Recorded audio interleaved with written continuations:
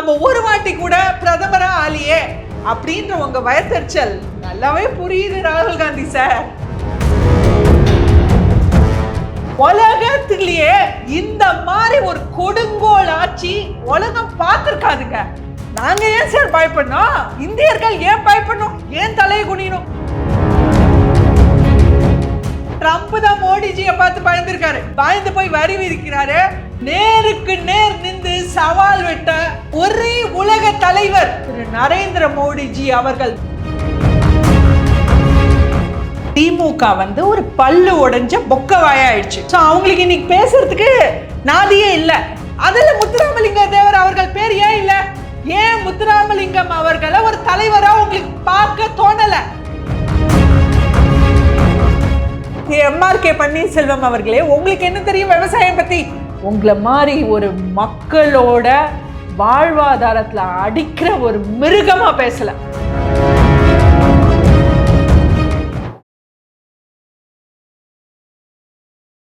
இளைய பாரத நேயர்களுக்கு வணக்கம். இன்னைக்கு நம்ம நேர்களில் நம்ம சிறப்பு விருந்தினர் பாஜகவை சேர்ந்த பிரியஸ்ரீ மேம் அவர்கள் தான். மேம் வணக்கம். மேம் கொலை வணக்கம். இது மேம் கொலை வணக்கம்னு, காலை வணக்கம் இல்ல. தமிழ்நாட்டில் அப்படி தான் போயிட்டு இருக்குங்களா? கண்டிப்பா. தமிழ்நாடு இன்னைக்கு கொல்லப்பட்டிருக்கு. ஸோ இன்னைக்கு ரத்தம் சிந்தும் தமிழ் மண்ணில் நம்ம பேச வேண்டிய ஒரு அவல நிலையில இருக்கோம். Okay ma'am. இப்போ நான் தமிழ்நாடு விட்டு நம்ம இன்டர்நேஷனல் லெவலில் போய் பார்ப்போம் மேம். ஆக்சுவலாக மோடி அவர்கள் ஏன் இப்படி கோழைத்தனமாக இருக்கிறாரு? ஏன் ட்ரம்ப்பை கண்டு அவ்வளோ பயப்படுறாரு? ட்ரம்ப் எங்கே போனாலுமே மோடி அவர்களை கிரிட்டிசைஸ் பண்ணிக்கிட்டே இருக்கிறாப்புல. ஏன் சவுத் கொரியா போகும்போது கூட மோடி அவர்களை பற்றி பேசுகிறாரு. ஆனால் மோடி அவர்கள் ஏன் ட்ரம்ப்புக்கு ரிப்ளையே பண்ண மாட்டேன்றாரு? இதுலேருந்தே உண்மை தெரியலையா மோடி அவர்கள் மேலே தப்பு இருக்கிறதா? அந்த மாதிரி ராகுல் காந்தி பேசியிருக்காரு மேம். இது எப்படி பார்க்குறீங்க? திரு ராகுல் காந்தி ஜி वो बोल रहे हैं मोदी जी डरपोक है। राहुल गांधी जी आप क्यों इतना डरपोक हैं? நீங்க ஏன் சார் இவ்வளவு பயப்படுறீங்க? ஏன்னா உங்க ரத்தம் இந்திய ரத்தமா இருந்தா தான் பயம்ன்றது இல்லாம இருக்கும். உங்க ரத்தம் தான் இந்திய ரத்தம் இல்லையே. அதனால இன்னைக்கு ராகுல் காந்தி அவர்களுக்கு என்ன ஒரு வருத்தம், ஒரு வயத்தெரிச்சல்னா, 2014 நம்ம ஆட்சிக்கு வரலையே. நம்ம இவ்வளோ ஒரு கேப்பபிளா இருந்தோம், இவ்வளோ நம்ம திறமையா இருந்தோம், நம்ம ஒரு வாட்டி கூட பிரதமரா ஆலியே அப்படின்ற உங்க வயத்தறிச்சல் நல்லாவே புரியுது ராகுல் காந்தி சார். ஆனா நான் ஒன்று கேட்குறேன் சிம்பிளா. ட்ரம்ப் சர்வாதிகாரி ட்ரம்ப் என்ன ஒரு தில் இருந்தா உலகத்திலேயே இந்த மாதிரி ஒரு கொடுங்கோல் ஆட்சி உலகம் பார்த்துருக்காதுங்க. அப்படி ஒரு கேடு கெட்ட கொடுங்கோல் ஆட்சி, அப்படி ஒரு சர்வாதிகாரியான ட்ரம்ப்புக்கு நாங்க ஏன் சார் பயப்படணும்? இந்தியர்கள் ஏன் பயப்படணும்? ஏன் தலையை குனியணும்? உலகமே அவரு இந்தியாவில் 50% டாரிஃப் வரி விதிச்சாரு ட்ரம்ப். எல்லா நாட்டுக்கும், இந்தியாவுக்கு மட்டும் இல்லை, உலகம் முழுக்க. நம்ம தான் நியூஸ் ஓடிச்சே, எல்லா நாட்டுக்கும் வரி விதிச்சாரு.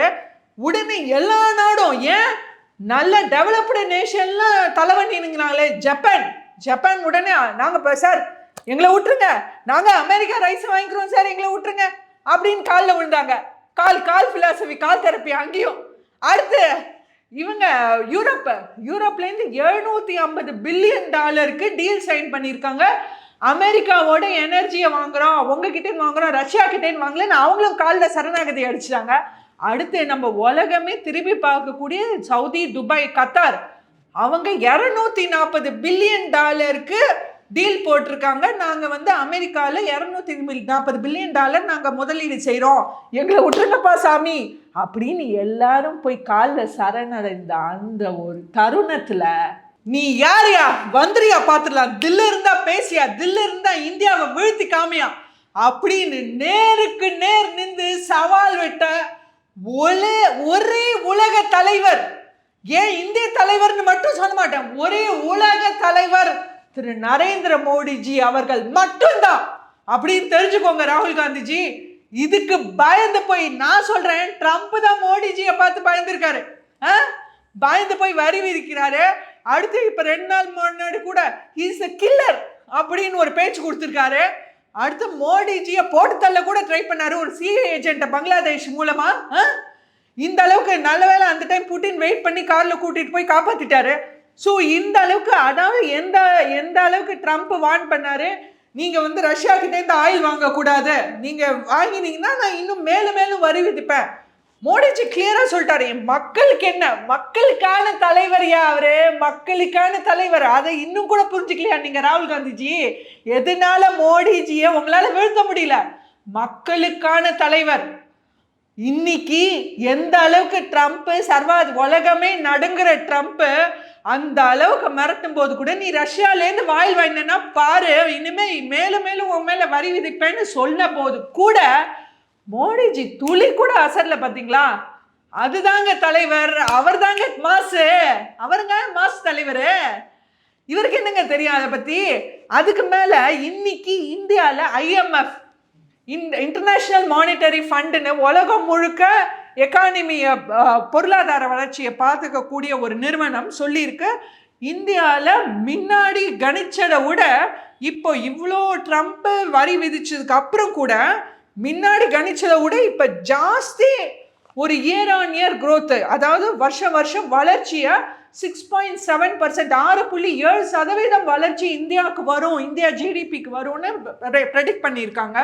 ஸோ இந்த அளவுக்கு மோடிஜி வந்து ட்ரம்ப் என்ன செஞ்சா என்ன, இந்தியாவால் வாழ முடியாதா, நம்ம வாழ்ந்து காட்டுவோன்னு ஒரு சேலஞ்சாக எடுத்து பண்ணார் பாருங்க. அவர் தாங்க சரியான தலைவர். வெறும் இந்திய தலைவர் இல்லை, உலக தலைவர். உலகத்திலே நம்பர் 1 டாப் தலைவர் நம்ம மோடிஜி தாங்க. சூப்பருங்க. அதுக்கு மேல ஏன் இந்த ஒரு உணர்ச்சிகள் எங்கேருந்து வருதுன்னு நம்ம யோசிக்கிறோம் திரு ராகுல் காந்திஜி. உங்களுக்கு புரியாது, ஏன்னா நீங்க தான் இந்திய ரத்தம் இல்லையே. ஆனா எங்களுக்கு புரியும், ஏன்னா எங்க ரத்தத்திலேயே ஊறி இருக்கு. இந்தியா தான் பழங்காலத்திலேருந்து உலகத்திலேயே ரொம்ப டாப்பான ஒரு பொருளாதார வறட்சியான நாடா இருந்துச்சு. அதாவது எந்த அளவுக்குன்னா வேர்ல்டு ஜிடிபியில் உலக பொருளாதாரத்தில் இந்தியாவோட பங்கு 24% இருந்திருக்கு முன்னாடி பழைய காலத்தில், அதாவது 4ல் 1 பங்கு.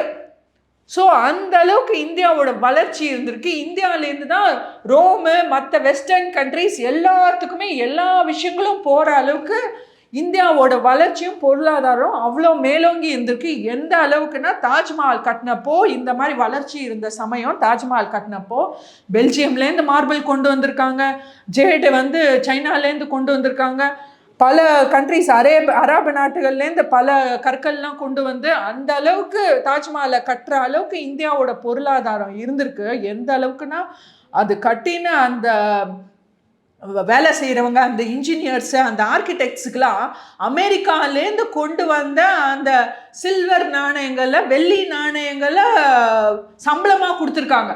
ஸோ இந்த அளவுக்கு டாப்பில் இருந்த இந்தியா இன்னைக்கு மீண்டும் அந்த டாப் நிலைக்கு வந்தே தீரும். இன்னைக்கே உலகத்தில் 4வது பெரிய ஜிடிபியில், நாமினல் ஜிடிபியில் 4th லார்ஜஸ்ட் எக்கானமி, 4வது பெரிய பொருளாதார நாடாக இன்னைக்கு இந்தியா ஆகிடுச்சு, ஜப்பானையும் தாண்டி. கண்டிப்பாக 2028 3வது வளர்ச்சி அடைந்த நாடாக ஆகும்னு சொல்லியிருக்காங்க. ஸோ நம்பர் 1க்கு கூடிய சீக்கிரம் வந்துடும். அதுதான் ஏன் ட்ரம்ப் பார்த்தா தொடர் நடுங்கிறாரு. ராகுல் காந்திஜி நீங்களும் போய் அவரோட சேர்ந்து தொடர் நடுங்க, சூப்பர் பொருத்தம். அடுத்து நம்ம தமிழ்நாட்டில் பார்த்தோம் அப்படின்னா, இப்போது செங்கோட்டையன் அவர்களுக்கும் எடப்பாடி பழனிசாமிக்கும் மிகப்பெரிய ஒரு சட்ட போராட்டம்னு சொல்லலாம் மேம். ஏன்னா செங்கோட்டையன் அவர்கள் வந்து என்னை நீக்கினது தப்பு அப்படின்ட்டு வந்து கோர்ட்டுக்கு போகிறதா சொல்லியிருக்கிறாரு. இது எப்படி பழனிசாமி அவர்கள் கையாள்வார்னு நினைக்கிறீங்க? ஏன்னா எல்லா பக்கமுமே வந்து அழுத்தம் தரப்படுது. ஒரு பக்கம் டிடிவி தினகரன், ஒரு பக்கம் வந்து சசிகலா, இன்னொரு பக்கம் ஓபிஎஸ், இன்னொரு பக்கம் செங்கோட்டை, இன்னொரு பக்கம் திமுக, சொல்லவே தேவையில்லை. இப்படி இவ்வளோ அழுத்தங்கள் எப்படி சாமர்த்தியமாக செஞ்சு ஜெயிக்க போகிறாருன்னு நினைக்கிறீங்க? அதாவது இன்னைக்கு திமுக வந்து ஒரு பல்லு உடைஞ்ச பொக்க வாயாயிடுச்சு. ஸோ அவங்களுக்கு இன்னைக்கு பேசுறதுக்கு நாதியே இல்லை. ஏன்னா அந்த அளவுக்கு ஒரு குட்டி செவராக்கிட்டாங்க தமிழ்நாட்டை இந்த 4.5 வருஷத்தில் ஆட்சியில். ஸோ இன்னைக்கு அவங்களுக்கு என்ன பண்ணுறதுன்னு தெரில. எலெக்ஷன் வருதா, என்ன அவங்களுக்குன்னு சொல்கிறதுக்கு ஒன்றுமே இல்லையே. 4.5 வருஷம் சாதனைகள் எல்லாம் சோதனையாக போயிடுச்சு, எல்லாம் டபுள் டிஜிட்டாக போயிடுச்சு. இந்த பக்கம் பார்த்தா டபுள் டிஜிட்லேருந்து இப்போ ட்ரிபிள் டிஜிட்டு. சக்கரபாணி அவர்கள் 160 கோடி, யாரை முந்தறதுன்னு ஃபர்ஸ்ட்ல இருக்காங்க. இப்போ போட்டி ஓடிட்டு இருக்கு ரேஸு மினிஸ்டர்ஸ்குள்ள, இந்த துண்டு மினிஸ்ட்ரி. அதனால அடுத்து இவர் நம்ம நேரு அவர்கள் 888. சே, எப்படிங்க இந்த நம்பர்லாம் ஜோசியரை பார்த்து சூஸ் பண்ணுவாங்களா? சூப்பருங்க. இந்த மாதிரி ஒரு கேட்ட ஆட்சியில் என்ன பண்ணும் திமுக? அவங்களுக்கு என்ன பண்றதுன்னு தெரியல. அடுத்து ஒரு பி டீமை ரெடி பண்றது. அது பி டீம் தான் இவர் செங்கோட்டையன், ஓபிஎஸ், சசிகலா, டிடிவி தினகரன் அவர்கள்லாம். அவங்கெல்லாம் வெறும் பார்ட் டைம் பாலிட்டிஷியன் தானே. நான் கேட்குறேன், ஏயா திரு செங்கோட்டையன் அவர்கள், ஓபிஎஸ், சசிகலா, டிடிவி தினகரன் அவர்களை கேட்குறேன், வாழ்க்கையே இன்னைக்கு வந்து ப்ரெஸ் மீட் பேசுறீங்கல்ல, இன்னைக்கு வாழ்க்கையே ப்ரெஸ் மீட் பேசுறீங்களா? இது வரைக்கும் நீங்க அரசியல்வாதியா? அதாவது அவங்க வந்து part time politician, weekend politician மாதிரி பார்ட் டைம் பொலிட்டிஷியன். அதாவது இன்னைக்கு ஒரு அரசியல்வாதியா அவங்க தேர்தல் களத்துல இல்லவே இல்லை. அவங்கள ஒரு அரசியல்வாதியா எடுத்துக்கவே முடியாது. ஏன்னா இன்னைக்கு ஒரு தேர்தல் களத்துல மக்களுக்காக, மக்களோட நின்று நீ என்னையா பேசிட்ட இது வரைக்கும்? நான் செங்கோட்டையன் அவர்களை கேட்கிறேன், டிடிவி தினகரன் அவர்களை கேட்கிறேன், ஓபிஎஸ் கேட்கிறேன், சசிகலாவை கேட்கிறேன். இது வரைக்கும் மக்களுக்காக தமிழ்நாட்டு பிரச்சனைகளை, மக்களோட பிரச்சனைகளை என்ன பேசுனீங்க? நீங்க என்ன பேசுனீங்க?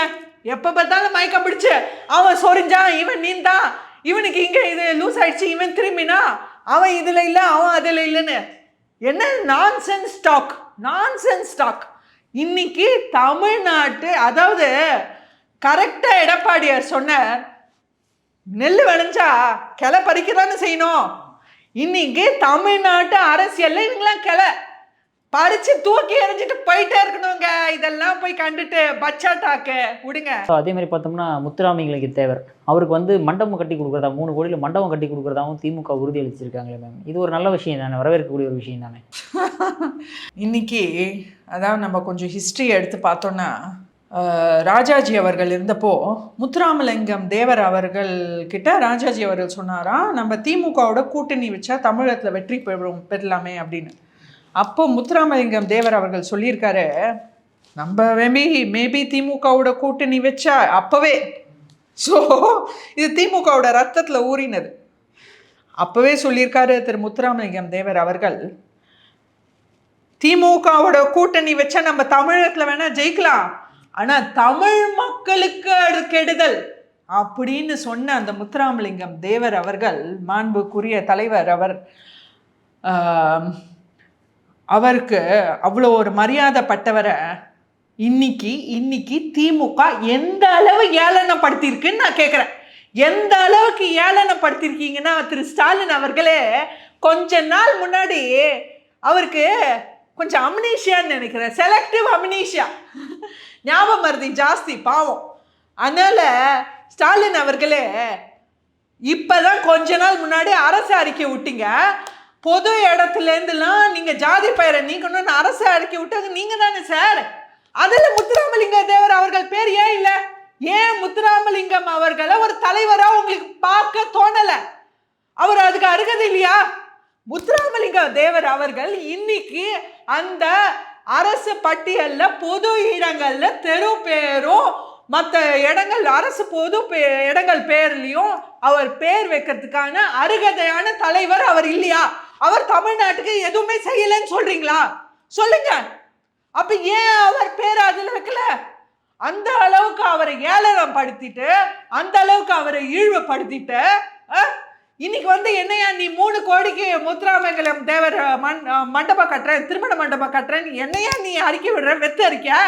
ஏன்னா அந்த 3 கோடியில பாதி அமௌண்ட் உங்க முக்காவாசி அமௌண்ட் உங்க டிஎம்கே பேக்கெட்ல தானே போகும். அதுக்கு தானே இந்த அறிக்கை, ஒரு போட்டோ ஷூட் அறிக்கை, ஒரு வெத்து அறிக்கை. யாரை ஏமாத்த பாக்குற? மக்கள் வீழ்த்து எழுந்துட்டாங்க. 2026 சாட்ட அடி திமுகக்கு. ஆனால் ஸ்டாலின் அவர்கள் சொல்லும்போது 2026 திமுக தான் ஹெட்லைன்ஸில் இருக்கும், அதாவது திராவிட மாடல் 2.0 நிச்சயமாக வரும் அப்படின்ற மாதிரி சொல்லியிருக்காரு மேம். அதாவது திரு முத்துவேல் கருணாநிதி ஸ்டாலின் 2.0, ஸ்டாலின் 2.0 நம்ம ஒரு ஏஐ வெர்ஷன் வேணால் பண்ணலாம். ஸ்டாலின் 2.0 எப்படி இருக்குன்னா, திரு ஸ்டாலின் அவர்கள் நல்ல முடியெல்லாம் வளர்த்து ஸ்டாலினானந்தா கைலாசால் இப்படி உட்காந்து அப்படின்னு, அதுதான் ஸ்டாலின் 2.0, அதுதான் திராவிட மாடல் 2.0. கண்டிப்பாக ஹெட்லைன்ஸ் வருங்க. சூப்பர் ஹெட்லைன், நம்மளும் பார்த்து இன்னும் நல்லா காமெடியா சிரிக்கலாம். மேம் கடைசி ஒரு விஷயம் மேம், அதாவது எம்ஆர்கே பன்னீர்செல்வம் அவர்கள் வேளாண் துறை அமைச்சர் பேசும்போது சொல்றாரு, விஜய் அவர்களுக்குலாம் வந்து விவசாயத்தை பற்றி என்ன தெரியும், நாத்தை பற்றி என்ன தெரியும், அவரெல்லாம் வந்து இந்த மாதிரி அறிக்கை ஏசி ரூமில் வந்து அறிக்கை விட்டுட்டு இருக்கிறது தான் சரி வருவார் அப்படின்ற மாதிரி ஒரு குற்றச்சாட்டு வச்சிருக்காரு மேம். ஏயா உங்களுக்கு என்னையா தெரியும்? உங்களுக்கு என்ன தெரியும் எம்ஆர்கே பன்னீர்செல்வம் அவர்களே? உங்களுக்கு என்ன தெரியும் விவசாயம் பத்தி? அந்த விவசாயத்தை பத்தி தெரிஞ்சவங்களா நீங்க? இப்படி விவசாயிகளோட வாழ்வாதாரத்தை அடிச்சு வயத்துல அடிச்சு நெல்ல முளைச்சு போயிருக்கு. கொஞ்சம் தானே முளைச்சிருக்கு. அவருக்கு வருத்தம் போல தாமண்டையில முடி முளைக்கல, நெல்லே முளைச்சிருச்சுன்னு. இப்படி யோசிக்கிறவங்களுக்குலாம் எப்பவும் முடி முளைக்காது சார். ஏன்னா மக்களோட வயத்துல அடிச்சு இன்னைக்கு வாழறவங்க தமிழ்நாட்டை விட்டு விரட்டி அடிக்கப்படுவார்கள். தாவேகா தலைவர் விஜய் அவர்கள் ஏன் பேசக்கூடாது? ஒரு மக்களா, ஒரு சாதாரண மனுஷனா பேசியிருக்காருயா. அவ்வளோ விவசாயிங்க கடந்து கதறாங்க. ஒரு அம்மா நான் தாலியை அடகு வச்சுட்டு அவ்வளோ விவசாயம் பண்ணியிருக்கேன், என்ன பண்ணுவேன், நெல் பூரா வீணா போச்சு, அறுவடை கூட பண்ண முடியல, எல்லாம் முளைச்சி போச்சுன்னு சொல்லுது. அவ்வளோ பேர் கடனை வாங்கி அவ்வளோ பேர் கஷ்டத்தில் அந்த நெல் விளைச்சலுக்காக வெயிட் பண்ணிட்டு இருக்காங்க. அந்த பணம் வரும், எவ்வளோ வீட்டில் கமிட்மெண்ட்ஸ் இருக்கும் அவங்களுக்கு, எவ்வளோ கடன்கள் இருக்கும், பொண்ணு கல்யாணம் பண்ணும், எவ்வளோ குடும்பத்தில் அவங்களுக்கு பிரச்சனைகள் இருக்கும். அதை புரிஞ்சுக்கிறவன் தான் என் மனுஷன். தாவேகா தலைவர் ஒரு மனுஷனா பேசியிருக்காயா? மனுஷனா? உங்களை மாதிரி ஒரு மக்களோட வாழ்வாதாரத்தில் அடிக்கிற ஒரு மிருகமா பேசல. இதுக்குதாயா இந்த 3 எழுத்துல கண்டம் இன்னைக்கு திமுகக்கு. சிபிஐனா கண்டம், அந்த சாரு கண்டம், அண்ணா யூனிவர்சிட்டி சாரு. அடுத்து இந்த எஸ்ஐஆர்னா கண்டம். அதுக்கு தான் சிபிஐ உள்ள வந்து கரெக்டாக ஆப்பு வைப்பாங்க. வெயிட் பண்ணுங்க, கண்டிப்பாக இதுக்கு பதில் வரும். உங்கள் குட்டையெல்லாம் வெளியில் உடையும். இன்றைக்கே திரு அண்ணாமலை அவர்கள் சொல்லியிருக்காரு நேற்று ப்ரெஸ் மீட்டில், 160 கோடி இந்த வெறும் இந்த லாரி கான்ட்ராக்டில், டிபிசிக்கு கொண்டு போகிற லாரி கான்ட்ராக்டில் அதில் கூடயா? அதாவது இன்னைக்கு மக்களோட ஒரு ரத்தத்தையும் உறிஞ்சு வாழ நினைக்கும் இந்த திமுக ஆட்சி தமிழகத்தை விட்டு என்ன இந்தியாவை விட்டே ஒழிக்கப்பட வேண்டும். மேம் அதே மாதிரி சிபிஐ உள்ள வந்ததை பற்றி பேசியிருந்தீங்க. இப்போ வந்து அஜித் அவர்களுமே வந்து இது வந்து ஒரு இண்டிவிஜுவல்னால வந்து நடக்கக்கூடிய விஷயம் இல்லை, எல்லாருமே கலெக்டிவ் ரெஸ்பான்சிபிலிட்டின்ற மாதிரி ஒரு விஷயத்த சொல்லியிருக்காரு மேம் அவரும். அப்போ அவர் விஜய் சொல்ல வரலையா அவர்? அதாவது இன்னைக்கு தமிழ்நாடு ஒரு ஸ்பெஷல் நாடாக ஆயிடுச்சுங்க, அதிரடி நாடாக ஆயிடுச்சு. இன்னைக்கு தமிழ்நாடு தலைகுனிய வைக்க மாட்டோம்னு இந்த திமுகவோட இந்த ஒரு கேடு கெட்ட ஆட்சி இன்னைக்கு வேர்ல்டு ஹெட்லைன்ஸ்ல, ஏன் இந்தியா ஹெட்லைன்ஸ்ல, வேர்ல்டு ஹெட்லைன்ஸ்ல நம்ம தான் டாப்பு, அதிரடி ட்ரெண்டிங்கு. எதுலன்னு பார்த்தீங்கன்னா இந்த மாதிரி கேடு கெட்ட நியூஸ்ல. அதாவது இந்த மாதிரி ஒரு விஷயம் திரு அஜித் அவர்கள் சொன்ன மாதிரி இந்த மாதிரி ஒரு விஷயம் தமிழ்நாட்டில் மட்டும்தாங்க நடக்க முடியும். வெறும் ஒருத்தர் பேசுறத கேட்க போய் 40 பேர் செத்து போயிடாங்கன்னா சும்மா நம்ம கேட்டு பார்த்தோம்னா நமக்கு விஷயம் தெரியல, எந்த ஊர் பேர் தெரியலன்னு வச்சுக்கோங்களேன். நான் வெளிநாட்டில் இருக்கேன், நான் இதை கேட்டேன்னா சிரிப்பாக வருமா வராதா? அந்த மாதிரி இந்த மாதிரி கேடு கெட்ட விஷயம்லாம் இந்த திமுகவோட சதி திட்டத்தினால மட்டுமே தான் நடக்க முடியும். இது இந்த 3 எழுத்து கண்டம் சிபிஐ கண்டிப்பாக வெட்ட வெளிச்சது கொண்டு வரப்போது. திமுகக்கு 3 எழுத்துனால ஒரு கண்ட முடிவு 2026 கண்டிப்பாக திமுகக்கு ஒரு முற்றுப்புள்ளி. தமிழக மக்கள் விழுத்து எழுந்து திமுகவை தமிழ்நாட்டு விட்டு என்ன இந்தியாவை விட்டே துரத்திட போகிறாங்க. மேம் அதே 3 எழுத்து அப்படிங்கும்போது இந்த எஸ்ஐஆர்ன்றதுமே பிரச்சனையாக வந்து பார்க்குறாங்களா? எதனால் மேம் அவங்களுக்கு அவ்வளோ பயம்? இன்னைக்கு ஓட்டு ஐஸ்கிரீம்க்கு கதறி அழும் ஸ்டாலின் பீப்பா. அது இந்த பாப்பாலாம் எதையா வச்சுட்டு தரமாட்டேன்னு சொல்லுமே, அந்த மாதிரி பாவங்க ஸ்டாலின் பாப்பா அவர்களே புரிஞ்சுக்கோங்க, இது ஜனநாயகம். உங்க வீட்டில் 4 பேர்னா 4 ஓட்டு தான் சார் இருக்க முடியும். 4 பேர்னா செத்தவன் வந்தவன் போனவன் அதாவது ஸ்டாலின் அவர்களுக்கு என்னன்னா, இன்னைக்கு என்ன நினைக்கிறாருன்னா, ஸ்டாலின் பாப்பா அவர்களே, உங்க வீட்டில் ஓட்டு ஸ்டாலின் சாமி ஒரு ஓட்டு, உதயசாமி ஒரு ஓட்டு, கருணாசாமி ஒரு ஓட்டு. ஏன்னா ரத்தம் ஓடுதே, அதனால அவரும் இன்னும் உயிரோடு இருக்காரு, உடன் பிறப்புகள். அந்த மாதிரி முக்கியமா அந்த உதயநிதியோட 4 கால் கருப்பு நாய் கருப்புசாமி ஒரு ஓட்டு. ஸோ இன்னைக்கு ஸ்டாலின் அவர்களை பொறுத்த வரைக்கும் ஸ்டாலின் பாப்பா வீட்டில் இருக்கவங்க எல்லாருக்கும் ஓட்டு. நாய் பூனை, இறந்தவங்க செத்தவங்க போனவங்க, மாநிலத்தில் இருக்கவங்க இல்லாதவங்க எல்லாருக்கும் ஒரு ஓட்டம் இருக்கணும்னு நினைக்கிறாரு திரு ஸ்டாலின் அவர்களே. இது ஜனநாயகம். ஜனநாயகத்தில் அப்படிலாம் நடக்காது. இது எஸ்ஐஆர்ன்றது ஒரு முக்கியமான சீர்திருத்தம். இது ஒரு ஜனநாயகத்தோட மக்களோட வாக்குரிமையை காப்பாற்றக்கூடிய ஒரு விஷயமா தான் இருக்குமே தவிர ஒரு சீரழிக்கிற விஷயம் இல்லை. அது ஸ்டாலின் அவர்கள் இப்பயாவது கொஞ்சம் நம்ம தமிழ்நாட்டுக்கு வந்து கொஞ்சம் நிஜம் இதுக்கு வந்தாங்க. அதாவது அவர் சொல்கிறாரு, பாஜக பகல் கனவுல இருக்கான். சார், நீங்கள் தான் பகல் கனவுல இருக்கீங்க. ஃபஸ்ட்டு விழுத்து எழுந்துக்கோங்க. நம்ம இருக்கிறது ஜனநாயகம். தமிழகத்தில் ஜனநாயகத்தில் எஸ்ஐஆர் மிக அவசியம். மக்களோட வாக்குரிமையை காப்பாற்ற இதில் எல்லா புட்டும் வெளியே வரப்போகுது. திரு நயினா நாகேந்திரன் அவர்கள் சொல்கிறார், கொளத்தூரில் மட்டும் 9000 போலி வாக்குகள் திமுகவை சேர்ந்தவர்கள் கொளத்தூர் தொகுதியில், ஸ்டாலின் அவர்கள் தொகுதியில் மட்டும் 9000 ஓட்டுகள் இருக்கு அப்படின்றாரு. ஸோ ஏன் எடப்பாடியார் கூட சொன்னார் நேற்று ஒரு மீட்டில், என்னோட தொகுதி எடப்பாடியிலே 15,000 பேர் அங்கே வாக்காளர் அட்டை, ஏன்னா ஊர் மாறி போயிட்டாங்க, இறந்து போயிட்டாங்க, ஏதோ ஒரு விஷயம். ஸோ அவங்க 15,000 பேரே நீக்கப்பட வேண்டியவங்க. ஸோ இவ்வளோ இது இருக்கும்போது ஸ்டாலின் அவர்களுக்கு முன்னாடி நம்ம புரட்சி தலைவி ஜெயலலிதா அம்மா சொன்னாங்க, திமுகவுக்கு மரண பயம் வந்துடுச்சுங்க. ஸ்டாலின் அவர்களுக்கு திமுகவுக்கு மரண பயம். 2026 திமுக மார்ச்சரிக்கு அனுப்பப்படும் கண்டிப்பாக. அப்படி நடக்கலைன்னா தமிழ்நாடே ஐசியூக்கு போயிடும். ஸோ பெட்டர் தமிழக மக்கள் விழுத்து எழுந்து 2026 திமுகவை மார்ச்சுரிக்கு அனுப்புறத அந்த நல்ல வழியை பார்ப்போம். வெற்றி நிச்சயம். உங்கள் அற்புதமான கருத்துக்களை வந்ததற்கு மிக்க நன்றி மேம். நன்றிம்மா.